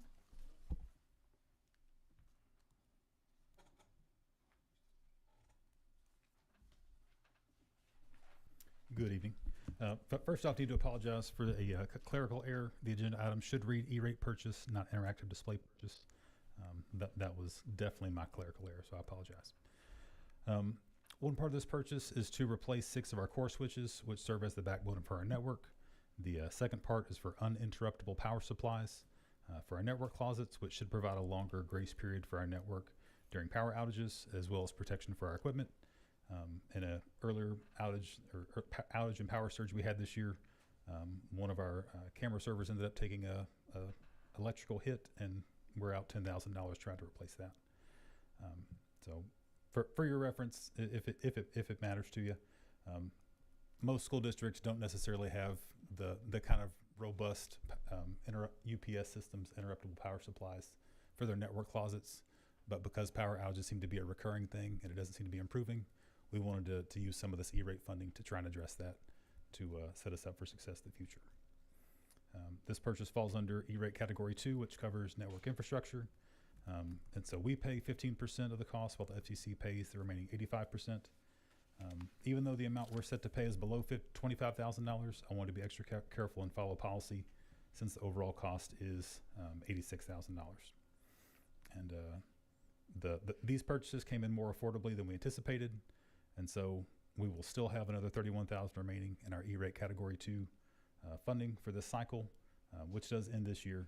And so don't be surprised if I come back to you again in a few months once we identify the next need for our network hardware. So with that, my request would be for y'all to approve the purchase for UPS systems and core switches. Okay, so you're only gonna pay 15% out of the 86. Yes, ma'am. Madam President, before we got too deep into this, I just didn't know if, because of the error with the labeling, can we continue to discuss this since it wasn't Joe, do you labeled? know?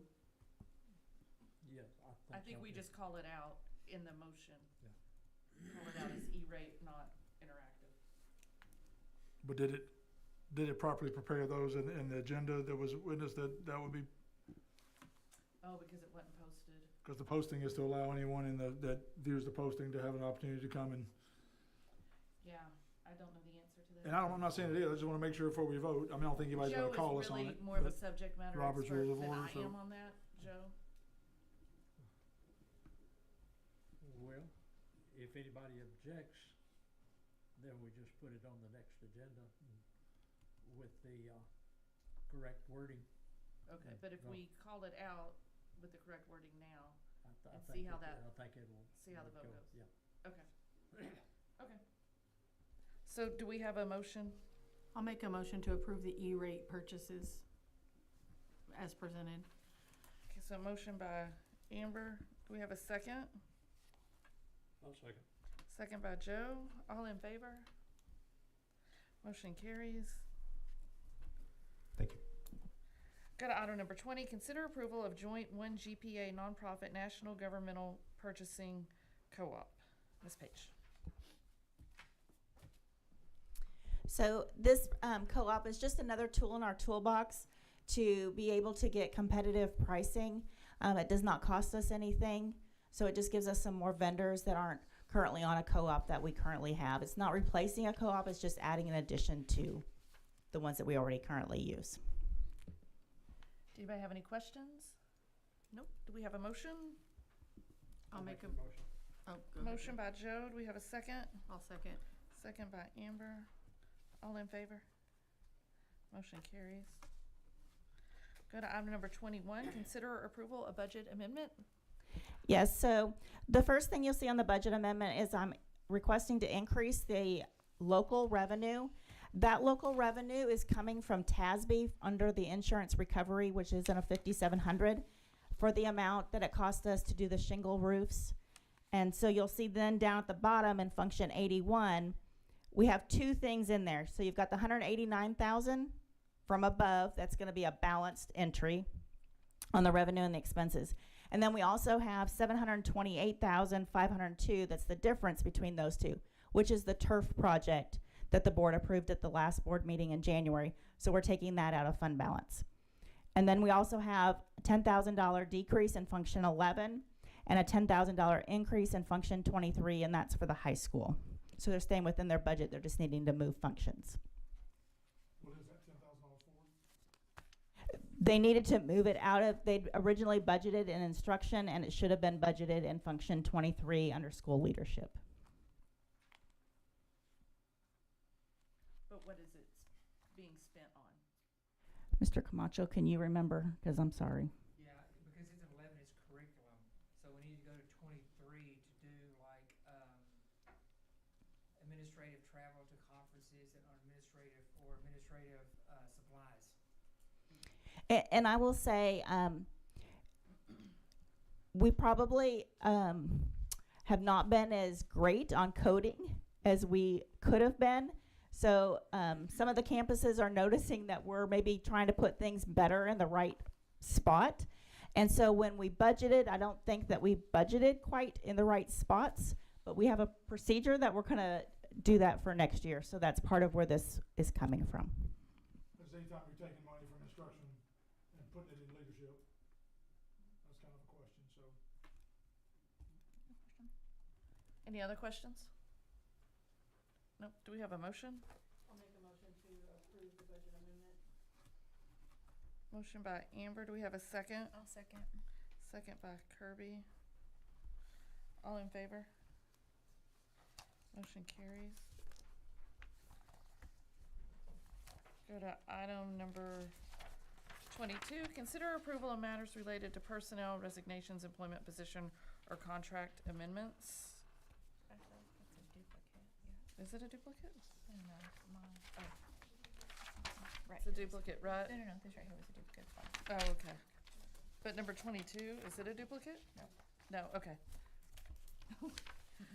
Okay, so number 22, consider approval of matters related to personnel, resignations, employment position, or contract amendments. I'll make a motion to approve the matters related to personnel, resignation, employment positions, or contracted amendments. We have a motion by Amber. Do we have a second? I'll second. Second by Kirby. All in favor? Motion carries. Go to item number 23, reports. Dr. Torres? Couple things here. I was gonna let Ms. Page, are you good with that? So was gonna give just a quick update here and report. I know that wanted to share this information with you guys here just regarding our budget and our start time for our budget. So currently, Venus ISD is a September 1 fiscal year. So we're would like the board to consider changing that to a July 1st fiscal year. Rosie, if you'll go to the next slide. So some of the pros of changing to a July 1. The budget then aligns with the academic calendar. So budget managers don't have to save money from like the 23-24 budget to start school for the 24-25. Because when you're a September 1, you're starting school with the old budget. It also aligns with the start of most federal grants. Back in the day, federal grants were from July 1 through June 30th. However, now most of them last through September 30th, but they still start July 1. So that would also coincide with the start of those grants. Now, budget years, what would they look like? So the 2025 fiscal year, which is this current fiscal year, if we would change, it would run September 1st of 2024 when we started it through June 30th of 2025. The 2026 fiscal year would then start July 1 of 2025 and end June 30th of 2026. Next slide, I have a quick question. So that would mean if we made that change, then we just need to hurry up and spend the money. We don't Well- hold on to the money, right? Hold on just a second. I Okay. think this next slide will answer that. Okay, so the 2025 fiscal year, we have budgeted for 12 months. However, we would only spend 10 months of that expense. Then 2026, we would budget for 12 months of expense and use 12 months of expense. So I wouldn't recommend going and spending that extra 2 months. I would recommend that we would then save some money and put some extra money into fund balance from this year. But we're not going to not be able to purchase something we were going to purchase. No, because if they were going to purchase it in July or August, Mm-hmm. then it would just be purchased with a new budget rather than this old budget. And maybe your next slide's going to say this, but how much money are we talking?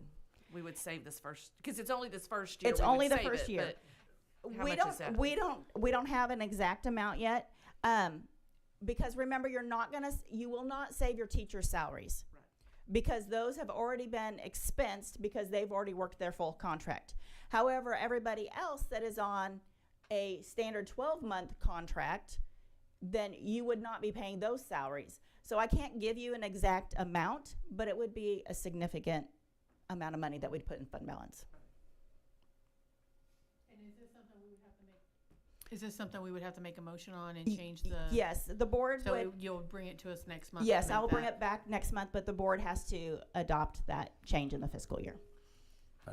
So as an old administrator, Yes. does this mean as a principal, I can actually spend budget money right before school starts instead of waiting until October? Yes, and so I'm going to month tell and you a a half little. into my- I'm going to tell you a little story about a school district that I moved to, and they were a September 1, and it was a small district. And when you're in a small district, you know everything that's happening. And I came in July, and a big truck pulls up at the admin building, and we're like, "Well, what's that for?" And they're like, "Oh, we're looking for Coach so and so." Okay, so I called Coach and I was like, "Hey, you don't have any POs open." He's like, "Oh, Miss Page, it's fall billing." Well, fall billing is not allowed, but we also know it happens all the time. And he goes, "I'm just trying this stuff out, and if I like it, I'll buy it in September." And I looked at the packing list and I said, "Seriously, I think we know if we like athletic tape or not." But so those things happen. So this solves those problems. So it's not just for athletics, but it's for academics too. So kind of a pointed question. So being that the amount of paperwork and stuff is going to go over with y'all having to transfer that budget back 2 months, as an administrator, and you let me know now my budget is going to be open July, or is going to begin July 1st, is purchasing going to be open with August 1st, or is that, for this first year, or is that something that you anticipate being a? So I will say if the board chooses to do this, this will be my third school to switch. So at the prior 2 schools, we opened it July. So it was not an issue. Not the whole month later because No. we got to get Nope. everything. Nope. When you say significant amount, like what is significant to you? I'm just wondering, does it pay for a turf field? Significant? Yeah, I would anticipate that we would not be in a deficit budget because of the turf field. I would say that, you're not going to take the turf field out of the fund balance for this year then. She was really trying to get an answer there. Huh? Okay. Yes. Thank you. Yeah, thank you. Yeah, we just talked about this and any way we can do to save things, and she said she'd done this in 3 other districts. I'm familiar with it, and it's, you save on that front end that first year, and so anything that we can do to help our staff and administrators getting their stuff. I see some people kind of smiling over there, and then also, like you just said, save some money. So you've done this 3 times. This would be the third. Tell me real quick, what are the negatives we're gonna go through? The only negative is that we're going to build a budget on the certified preliminary values from Johnson County versus the certified. But really, with the way funding works, we're going to come back with a budget amendment. But really, that's going to it could be lowering a 5,700 and then raising your 58 because you're getting about the same amount of money from the state. So it's just a budget amendment. That's not going to be an issue. It used to be that maybe that the legislative session may not be over when you start a July 1. I will say that being a July 1 in my prior district, my September 1 friends were just as lost this last year because of all the special sessions. And we hear that's going to be again this time. So I think that's just the new way of doing things. So I don't think that that's really an issue anymore. Nothing with administration. No, the administrators they should just see a smooth transition. Sounds positive from an old administrator, but there's only that one. I've never had an administrator come and say, oh my gosh, I hate that you changed to a July 1. I've really just all gotten compliments. Thank you.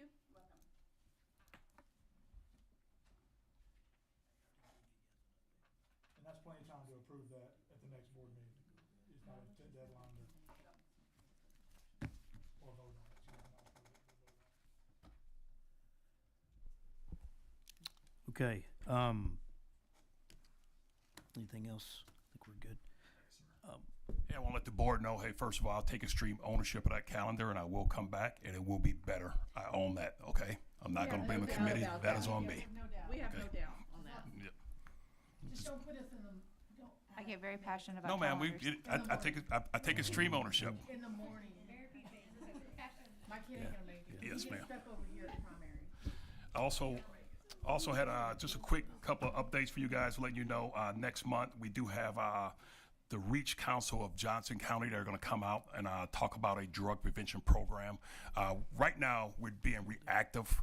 I feel we need to be more proactive. So we're one of the few schools that don't employ this service from the Reach Council of Johnson County. And he's going to come out next month and give us a brief on that also, give you just an overview of what he does. And also we have Ideal Impact for Energy Conservation. We've had SACO come out and we had this organization come out. They're also going to come out and give you a brief on it.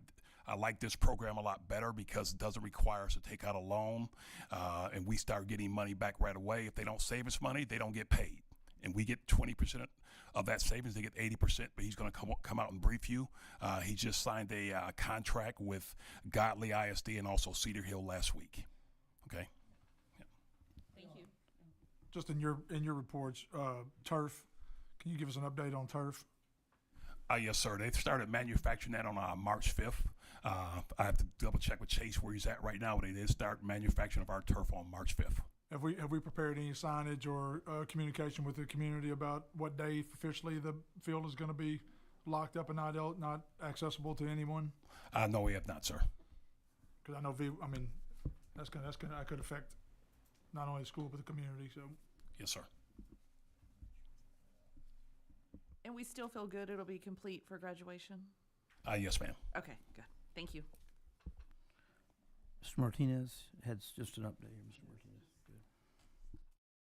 Just thank you for allowing me to speak. Just real quickly, in addition to what Mr. Gatewood presented earlier with calendar, I will say this, having been here the previous year, a lot of work went into this and I applaud him because I think we did go a long way to try and include more voices in the process. And then correct me if I'm wrong, Ms. Page, but we talked about snow days. So if for some reason we were to utilize all our snow days and still have to come to school in addition, wouldn't we have to pass a resolution if our staff had to come to work? Even though we can make kids come extra days, now we're making teachers come extra days too. If we come on a Friday, that's already a PD day. If we switched to PD Then we'd be day, okay. then we would be okay. Yes. But if it was not a PD day, then we would be. In addition to yes. it, yes. Okay. I just wanted to add that information. Thank you.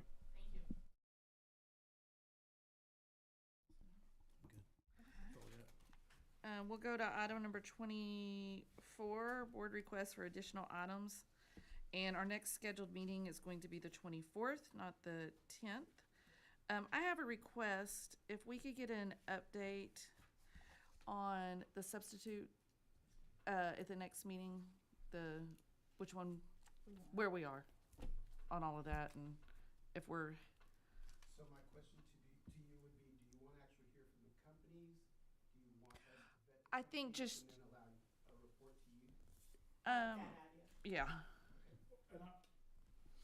I'd also like to just see, we were just coming off the semester to see kind of where the current company is falling on. They made a few promises that you presented to us, so I'm just see if they made the changes that are necessary to retain, or if it's still an issue. So maybe they could provide a one-pager that, thank you. Any other requests from anybody? I'll put my request out here since I did it in executive about the DAEP.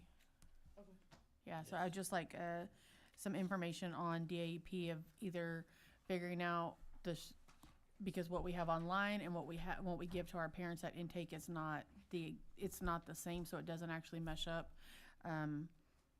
So I would like to see if we can get that fixed and or whatever else we need to do with that. Make sure that we're following the procedures there.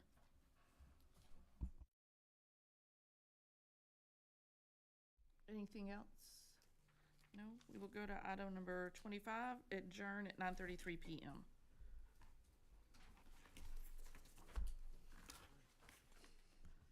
You know that's funny.